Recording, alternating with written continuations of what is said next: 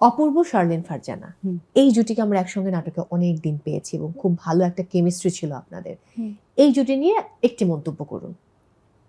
অপূর্ব শার্লিনের জুটি আবার কাজ করবে আশা রাখছি হ্যাঁ।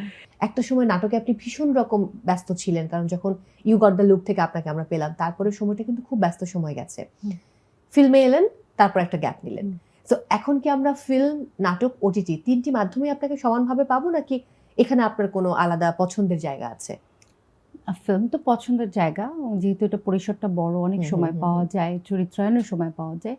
কিন্তু যেখান থেকে আমি এসেছি নাটক, কেন জানি আমি এটা মিসও করি, কারণ একদিন দুই দিনে চট করে একটা মানে দৌড়ের মধ্যে বানিয়ে ফেলা, এটা কিন্তু এক ধরনের নেশা কাজ করে। তো ওটা মিস করি আমি। আর যেহেতু অভিনয় শিল্পী, I don't think platform should matter, ওরকম কিছু নেই। ইমতিয়াজ বর্ষণ, শার্লিন ফারজানা, আপনার সিনেমা, আপনার লাইফের প্রথম সিনেমাই বলা চলে 49 বাতাস।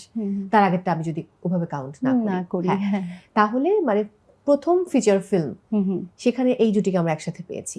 এই জুটি নিয়ে আপনার মন্তব্য কি? আরো কাজ হওয়া উচিত, এই জুটির কাজ হওয়া উচিত, কারণ আমাদের একটা ইন্টারনাল ফ্রেন্ডশিপের যে কেমিস্ট্রি, ওইটা কোনো না কোনোভাবে আমাদের শুটিংয়ে বা ক্যামেরায় ওটার একটা রিফ্লেকশন থাকে। তো আমি মনে করি এই জুটির আরো কাজ হওয়া উচিত। এরপর শার্লিন ফারজানা, খায়রুল বাশার, এই জুটি নিয়ে একটা মন্তব্য করুন। এই জুটি নিয়ে কি মন্তব্য করবো? ওরা মানে আমার বন্ধু বাসার, ও প্ল্যান করে অনেক যে কাজ হবে হবে হবে, কিন্তু আসলে আমাদের গল্প আড্ডা বেশি হয়, কাজের কথা কি মন্তব্য করব? কমেডি, হ্যাঁ আমরা দুজন কমেডি, আর কিচ্ছু বলার নাই। মানে ওকে নিয়ে আমি যে একটা সিরিয়াস কনভারসেশন ফিল্ম করব, এরকম মাথায় আসছে না। হাসতেই থাকবো, হ্যাঁ হাসতেই থাকবো, তো হবে ব্যক্তি জীবনে ইউ নো হিম কিরকম। সো আমিও খুব মজা পাচ্ছি, এবং আমি খুবই লাকি যে আশপাশে এত পজিটিভ মানুষেরা আছে, না হলে বোধহয় কবে আমি হারিয়ে যেতাম। হ্যাঁ, shooting would be boring without this people, তাই না? ট্রু। আপনার, আমি ফ্রেন্ডদের গল্প শুনতে চাই। মিডিয়াতে কোনো ভালো বন্ধু আছে আপনার, না সব ব্যক্তি জীবনে মিডিয়ার বাইরের ভালো বন্ধু? আমার মিডিয়ার বাইরে আমার তিনজন ফ্রেন্ড, স্কুল লাইফের ফ্রেন্ড, ওরাই আমার লাইফ লং ফ্রেন্ড। আর মিডিয়াতে আসলে আমার বন্ধু সব ছেলে বন্ধু।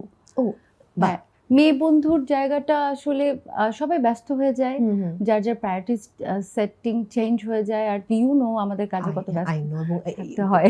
You take a very good decision. মানে মিডিয়াতে কিন্তু হ্যাঁ অপোজিট যিনি, সে ভালো বন্ধু হতে পারে। আর আমার ফ্রেন্ডরা ডিরেক্টরস মোর, ইভেন এডিটর মোর, এরা মানে পেছনে যারা কাজ করে ওরাই আমার বন্ধু বেশি।